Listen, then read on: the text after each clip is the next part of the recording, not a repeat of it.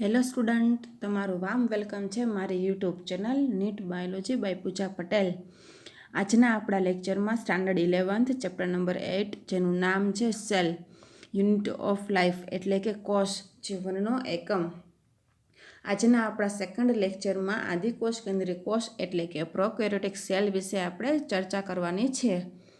Because આપણે last લેક્ચરમાં કોષ વિશેના બેઝિક મુદ્દાઓ ઉપર આપણે વાત કરેલી છે, જેમ કે કોષના પ્રકાર કેટલા હોય છે, કોષવાદ કેટલા વૈજ્ઞાનિકે કેવી રીતે રજૂ કરેલો છે, પ્રાણી કોષ કોને કહેવાનો હોય છે, વનસ્પતિ કોષ કોને કહે છે, આ બધી બેઝિક મુદ્દાની વાત આપણે ફર્સ્ટ લેક્ચરમાં કરેલી છે.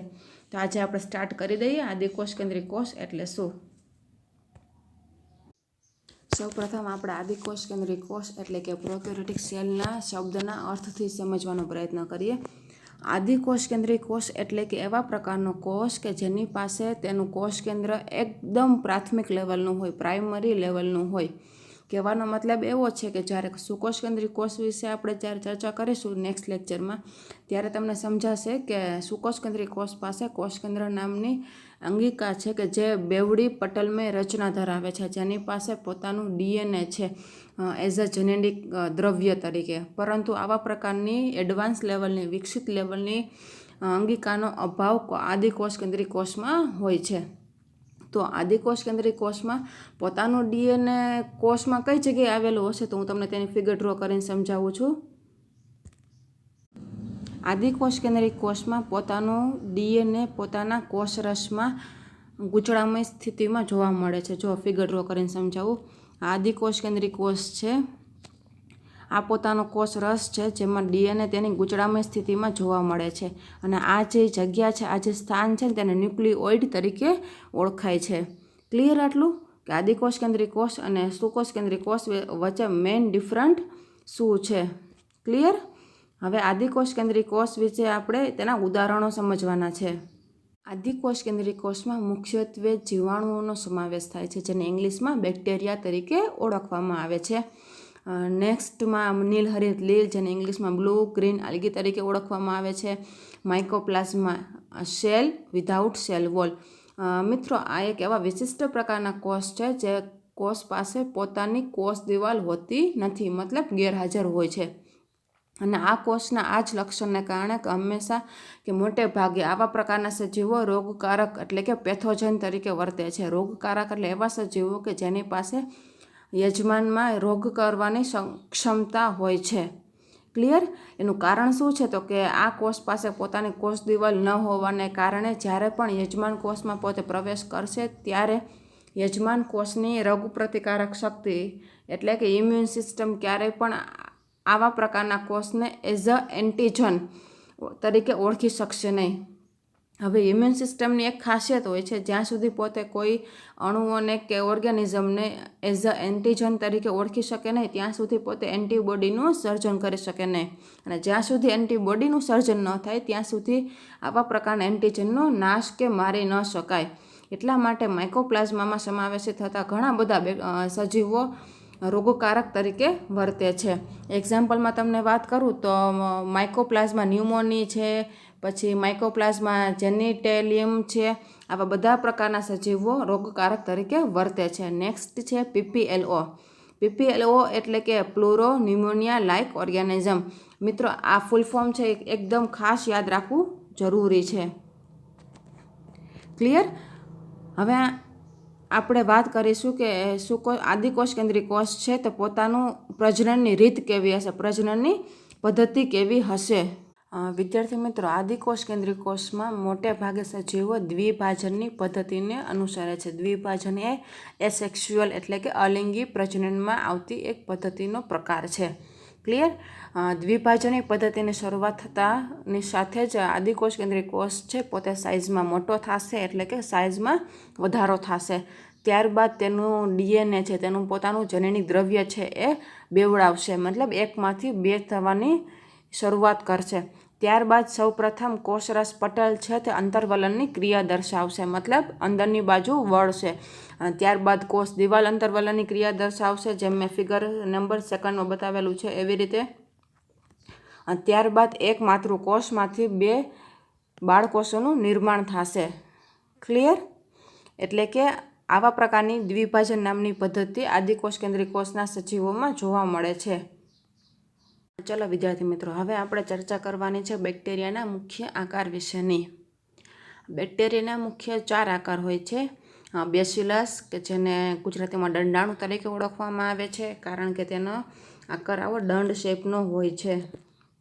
ક્લિયર? હવે કોકસ, જેને ગુજરાતીમાં ગોલાણુ તરીકે ઓળખવામાં આવે છે, કારણ કે તેનો આકાર આવો ગોળ હોય છે. થર્ડ વન ઇઝ અ વિબ્રિયો, જેને કોમા આકાર તરીકે ઓળખવામાં આવે છે, કારણ કે તેનો શેપ કોમા આકારનો હોય છે. Clear? Fourth one is a spirillum, જેનો આકાર આવો સર્પાકાર હોય છે. ક્લિયર? હવે આપણે બેસિલસ બેક્ટેરિયાથી શરૂઆત કરવાની છે. બેસિલસને બહુવચનમાં બેસિલાઈ તરીકે ઓળખવામાં આવે છે, જ્યારે એકવચનમાં બેસિલસ તરીકે ઓળખવામાં આવે છે. હવે વિદ્યાર્થી મિત્રો, જ્યારે આવા પ્રકારના દંડાણુ એકલા હશે, સિંગલ હશે, ત્યારે તેને રોડ તરીકે ઓળખવામાં આવે છે, દંડાણુ તરીકે પણ ઓળખવામાં આવે છે. પરંતુ આવા પ્રકારના જીવાણુ, આવા પ્રકારના બેક્ટેરિયાની સાથે કશા નામની રચના આવેલી હશે, જેને ઇંગ્લિશમાં ફ્લેજેલા તરીકે ઓળખવામાં આવે છે, ત્યારે આવા પ્રકારના બેક્ટેરિયાને ફ્લેજેલેટેડ રોડ તરીકે ઓળખવામાં આવે છે, જેનું એક્ઝામ્પલ છે સાલ્મોનેલા ટાઇફી.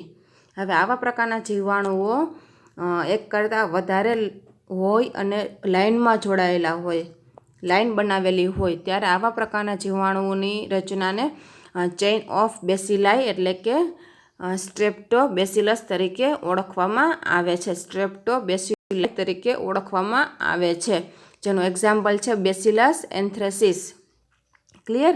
હવે આવા પ્રકારના બેક્ટેરિયા જ્યારે પ્રતિકૂળ સંજોગો, કેવા પ્રતિકૂળ સંજોગો, જેમ કે વાતાવરણમાં ટેમ્પરેચરનો વધારો, નોર્મલ ટેમ્પરેચર કરતાં એકદમ હાઈ ટેમ્પરેચર હોય, વાતાવરણમાં પીએચનો વધારો, આવા બધા એક્સ્ટ્રીમ એન્વાયરમેન્ટમાં જીવવા માટે, આવા બધા એક્સ્ટ્રીમ એન્વાયરમેન્ટમાં પોતે સર્વાઈવ કરવા માટે પોતે બીજાણુઓની રચના કરે છે, જેને ઇંગ્લિશમાં સ્પોરની રચના કરેલી એવું કહેવામાં આવે છે, સ્પોર કહેવામાં આવે છે. હવે આવા પ્રકારના બેક્ટેરિયાને સ્પોર ફોર્મર તરીકે ઓળખવામાં આવે છે, બીજાણુની રચના કરનાર બેક્ટેરિયા, જેનું એક્ઝામ્પલ છે ક્લોસ્ટ્રીડિયમ બોટ્યુલિનમ. ક્લિયર? વિદ્યાર્થી મિત્રો, આવા પ્રકારના સ્પોર ફોર્મર બીજાણુઓના સર્જન કરનાર બેક્ટેરિયા દૂધમાં પણ જોવા મળતા હોય છે. વિદ્યાર્થી મિત્રો, તમને એક કન્સેપ્ટ યાદ હશે, દૂધને હંમેશા પાસ્ચ્યુરાઇઝેશન નામની પ્રોસેસમાંથી પસાર કરવામાં આવે છે. એનું મુખ્ય કારણ શું છે? તો કે પાસ્ચ્યુરાઇઝેશન નામની પ્રોસેસમાં મિલ્કને એકદમ ઊંચા તાપમાને ગરમ કરવામાં આવે છે, ત્યારબાદ એકદમ નીચા તાપમાને ઠંડુ કરવામાં આવે છે. આવા તાપમાનના ફેરફારને કારણે આવા સ્પોર ફોર્મર, આવા બીજાણુના સર્જન કરનાર બેક્ટેરિયાનો નાશ થાય છે. ક્લિયર? જેનો એક્ઝામ્પલ ખાસ યાદ રાખવાનું છે ક્લોસ્ટ્રીડિયમ બોટ્યુલિનમ. હવે આપણે નેક્સ્ટ જોવાનું છે કોકાઈ બેક્ટેરિયા ઉપર, જેને એકવચનમાં કોકસ તરીકે ઓળખવામાં આવે છે, બહુવચનમાં કોકાઈ તરીકે ઓળખવામાં આવે છે. હવે જ્યારે આવા પ્રકારના જીવાણુઓ સિંગલ હશે, ત્યારે તેને ગોલાણુ અથવા કોકસ તરીકે ઓળખવામાં આવે છે, પરંતુ આવા પ્રકારના જીવાણુઓ 2ની સંખ્યામાં હાજર હશે, ત્યારે તેને ડિપ્લોકોકાઈ તરીકે ઓળખવામાં આવે છે, એક્ઝામ્પલમાં સ્ટ્રેપ્ટોકોકસ ન્યુમોની. ક્લિયર? હવે આવા પ્રકારના બેક્ટેરિયાઓ જ્યારે આવી રીતે લાઇનમાં જોડાયેલા હશે, ત્યારે તેને સ્ટ્રેપ્ટોકોકાઈ તરીકે ઓળખવામાં આવે છે, એક્ઝામ્પલ છે સ્ટ્રેપ્ટોકોકસ પાયરોજીનસ. હવે આવા પ્રકારના જીવાણુઓ જ્યારે આવી રીતે ચારની સંખ્યામાં જોડાયેલા હશે, ત્યારે તેને ટેટ્રાડ તરીકે ઓળખવામાં આવે છે. જ્યારે આવા પ્રકારના બેક્ટેરિયાઓ 4 કરતાં વધારેની સંખ્યામાં ગ્રુપમાં જોડાયેલા હશે, ત્યારે તેને સ્ટેફાઇલોકોકાઈ તરીકે ઓળખવામાં આવે છે, જેનું એક્ઝામ્પલ છે સ્ટેફાઇલોકોકસ ઓરિયસ. ક્લિયર આટલું? હવે આપણે બેસિલસ અને કોકસ એટલે કે દંડાણુ અને ગોલાણુના આકાર વિશે વાત કર્યા બાદ આપણે બીજા આકાર ઉપર ફોકસ કરવાનું છે, જેનું નામ છે વિબ્રિયો. મિત્રો, તમને અહીંયા સ્લાઇડમાં જોઈ શકો છો એ રીતે વિબ્રિયો આકારના બેક્ટેરિયાનો શેપ આવો કોમા આકારનો હોય છે. ક્લિયર? જેનું એક્ઝામ્પલ છે વિબ્રિયો કોલેરી, જે કોલેરા કરવા માટે જવાબદાર છે. હવે વિદ્યાર્થી મિત્રો, આપણે નેક્સ્ટ આકાર જોવાનો છે સ્પાઇરિલિયમ, જેવા બેક્ટેરિયાનો આકાર આવો સર્પાકાર હોય છે. ક્લિયર? જેનું એક્ઝામ્પલ છે હેલિકોબેક્ટર પાયલોરી. હવે આ 4 આકાર જોયા બાદ આપણે એક બીજા આકાર ઉપર પણ ચર્ચા કરી લઈએ. ત્યારબાદ એક લાસ્ટ આકાર છે જેનું નામ છે સ્પાયરોકેટ્સ. હવે વિદ્યાર્થી મિત્રો, એવા બેક્ટેરિયા કે જેનો આકાર આવો દોરી આકારનો હોય છે, એવા આકાર ધરાવતા બેક્ટેરિયાને સ્પાયરોકેટ્સ તરીકે ઓળખવામાં આવે છે, જેનું એક્ઝામ્પલ છે ટ્રિપોનેમા પેલિડમ. ક્લિયર? વિદ્યાર્થી મિત્રો, આજના આપણા લેક્ચર આદિકોષ કેન્દ્રિક કોષ પાર્ટ 1માં આપણે આદિકોષ કેન્દ્રિક કોષ એટલે શું, તેની પ્રજનનની પદ્ધતિ કેવી છે, તેના આકાર કેવા છે, તેના એક્ઝામ્પલ કેવા છે, તેના ઉપર આપણે ચર્ચા કરેલી છે. આદિકોષ કેન્દ્રિક કોષના પાર્ટ 2 લેક્ચરમાં આપણે તેના બાહ્ય આવરણો એટલે કે કોષ દિવાલ, કોષરસ સ્તર અને તેનું બાહ્ય આવરણ ગ્લાયકોકેલિક્સ વિશે આપણે ચર્ચા કરવાની છે. વિદ્યાર્થી મિત્રો, તમને આજનો મારો વિડીયો નોલેજેબલ, યુઝફુલ લાગ્યો હોય તો તમે મારી ચેનલને સબસ્ક્રાઈબ કરો, મારી ચેનલને લાઇક કરો અને શેર કરો, જેના કારણે તમારે ક્લાસમાં સ્ટડી કરતા બીજા વિદ્યાર્થીઓને પણ મારી ચેનલ એટલી જ યુઝફુલ બની રહેશે. Thank you.